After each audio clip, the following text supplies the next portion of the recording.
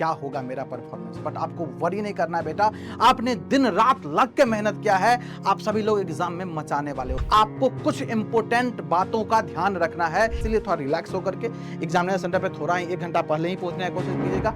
Hello engineers वाला में आप सभी का स्वागत है। जैसा कि आप सबको पता है, आप सभी लोग एसएससी जेईई का प्रिपरेशन अब तो कंप्लीट कर लिए होंगे, क्योंकि हम लोगों ने सारी चीजें आपको कराई है, चाहे वो क्रैश कोर्स हो, चाहे मोस्ट एक्सपेक्टेड क्वेश्चन का सीरीज हो, चाहे वो आखिरी प्रहार। अब बारी है एग्जाम देने की, और मुझे लगता है अभी जो है ना, आप लोग ज्यादा पैनिक सिचुएशन में होंगे, सर क्या होगा मेरा परफॉर्मेंस। बट आपको वरी नहीं करना है बेटा, आपने दिन रात लग के मेहनत किया है, आप सभी लोग एग्जाम में मचाने वाले हो। लेकिन एग्जाम में जाने से पहले आपको कुछ इंपॉर्टेंट बातों का ध्यान रखना है। यह गलती बिल्कुल भी नहीं करना है, क्योंकि अगर आपने यह गलती करा तो ये जितनी भी मेहनत है ना, वो सब पे पानी फिर जाएगा। तो ऐसा बिल्कुल नहीं कीजिएगा। इस वीडियो को कंप्लीटली देखिएगा, और देखने के बाद आप लोग कमेंट बॉक्स में हर जरूर बनाइएगा अपना यस। चलिए स्टार्ट करते हैं। आपको दिख रहा हो क्या, general instruction for the candidate. Yes, ये सबके लिए, चाहे सिविल हो, चाहे इलेक्ट्रिकल हो, चाहे मैकेनिकल हो। यस, आपको यह गलती बिल्कुल नहीं करना। आपके जब एडमिट कार्ड निकालोगे अपना, एडमिट कार्ड जब प्रिंट करवाओगे अपना, तो एडमिट कार्ड को एक बार पढ़ना है। और एडमिट कार्ड में कुछ इंपॉर्टेंट चीजें हैं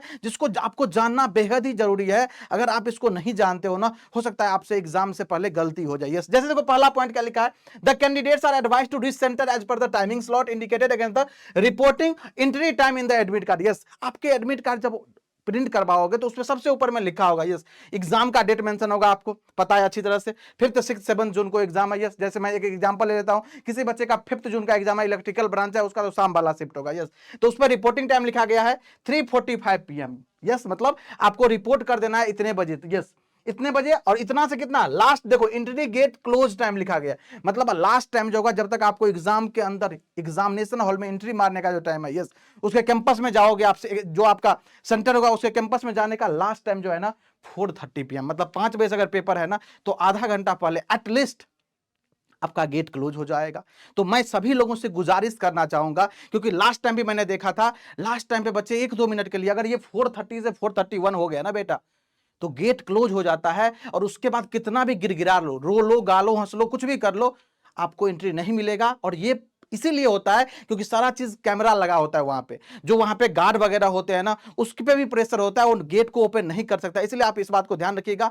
जो टाइमिंग दिया गया आपको, रिपोर्टिंग टाइम देखो 3:45 दिया गया, और 45 मिनट का टाइम इसके बीच में गैप दिख रहा है, तो आप आराम से इस बीच में पहुंच जाइएगा। यार इतना पहले तो पहुंच ही सकते हो, इतना पहले कौन नहीं पहुंचता ये बताओ। इतना टाइम ऑलरेडी आप दियो प्रिपरेशन में, इस टाइम में तो एटलीस्ट गलती मत करो, क्योंकि अगर आप जल्दी जल्दी करोगे ना, पैनिक करोगे ना, तो एग्जामिनेशन हॉल में और भी ज्यादा पैनिक सिचुएशन हो जाता है जब क्वेश्चन आपके सामने आता है। इसलिए थोड़ा रिलैक्स होकर के एग्जामिनेशन सेंटर पे थोड़ा ही 1 घंटा पहले ही पहुंचने की कोशिश कीजिएगा।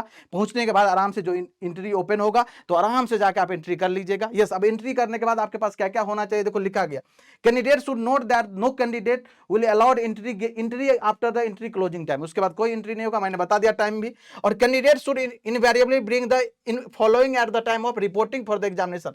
आपके पास इतने सारे डॉक्यूमेंट होना चाहिए। क्या क्या होना चाहिए, एडमिशन सर्टिफिकेट, जिसको आप एडमिट कार्ड बोलते हो, ये होना ही चाहिए सभी बच्चों के पास। यस, कैसा भी हो कोई दिक्कत नहीं, कलरफुल निकाल लो या ब्लैक एंड व्हाइट उठाओ, कोई दिक्कत नहीं, इसके लिए कोई मेंशन नहीं की गई है, तो कोई भी आपके पास है चलेगा। Yes, 2 copies of their latest colour photo, passport size photograph 3 centimetre से 3.5 सेंटीमीटर। आपको पता है पासपोर्ट साइज का जो 2 फोटो होता है वो डेफिनेटली आप ले लीजिएगा, ध्यान से ले ही लीजिएगा। यस, जरूरी है ये सारी चीजें। At least 1 valid photo bearing identity proof in original. Yes, जो आपके पास आईडी होना चाहिए, ध्यान से सुनिएगा इस बात को, जो आईडी होना चाहिए ना, वो आईडी आपका ओरिजिनल होना चाहिए, फोटो स्टेट नहीं चाहिए। यस, अब क्या क्या लेके जा सकते हैं, कौन सा आईडी लेके जा सकते हैं, सारे मेंशन है, देखो ध्यान से। इसमें लिखा गया पहला क्या, पहला लिखा गया eligible photo identity proof such as passport. Yes, passport आपके पास ले सकते हो, Aadhaar card print out of e Aadhaar से ले सकते हो, driving licence, service ID card issued by the employees by central government, state government, या फिर पीएसयूज वगैरह होना चाहिए। ID card issued by the university, college, school, ये भी चलेगा। वोटर आईडी कार्ड चलेगा, पैन कार्ड चलेगा।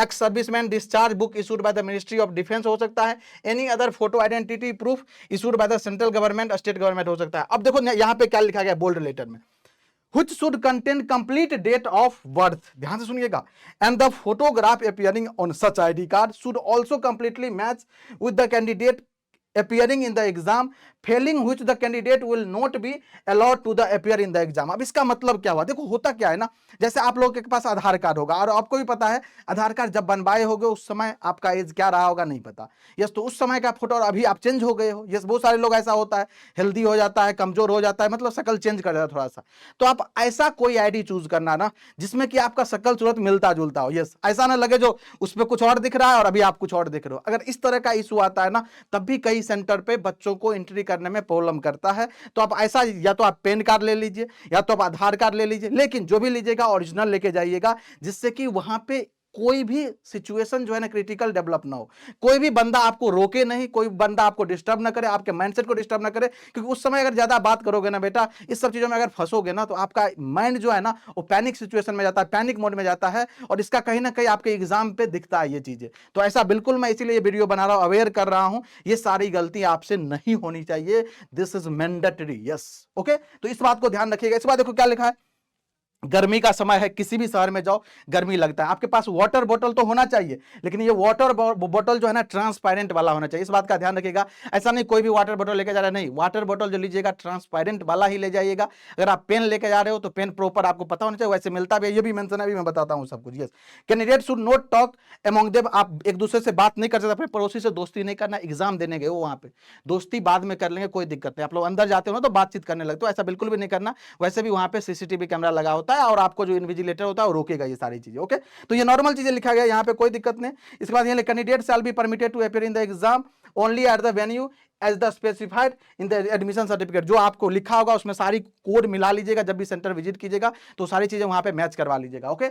इसके बाद अगर बात करें, candidate are advise to visit the exam venue at least 1 day, ये अगर कर सकते हो 1 डे तो चलेगा, या भी नहीं कर सकते हो तो पहले पहुंच जाना, थोड़ा 1 घंटा पहले पहुंच जाना, कोई दिक्कत नहीं, ओके।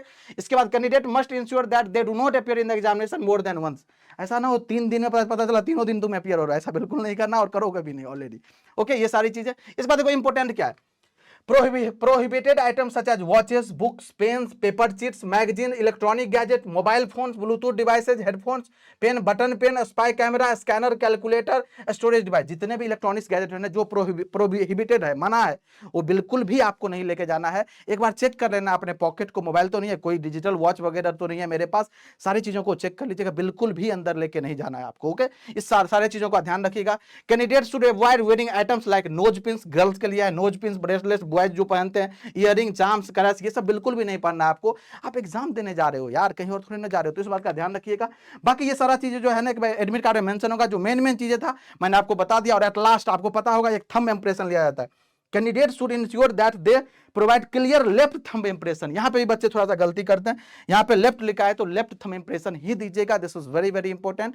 ये सारी चीजें थी जो आपको एग्जामिनेशन हॉल में जाने से पहले आपको ये सारी चीजें रेडी कर लेना है, क्लियर कर लेना है, माइंडसेट पूरी तरह से पॉजिटिव रखना है, बहुत अच्छे से आप लोग मचा के आने वाले हो, बिल्कुल जाइए आप लोग एग्जाम में, हमारी पुलिस इंजन वाला की टीम की तरफ से आपको ऑल द वेरी बेस्ट। यही वो समय है जब आप अपने जिंदगी का दास्तान लिखने वाले हो। मिलते हैं एग्जाम के बाद लाइव सॉल्यूशन में। Thank you so much.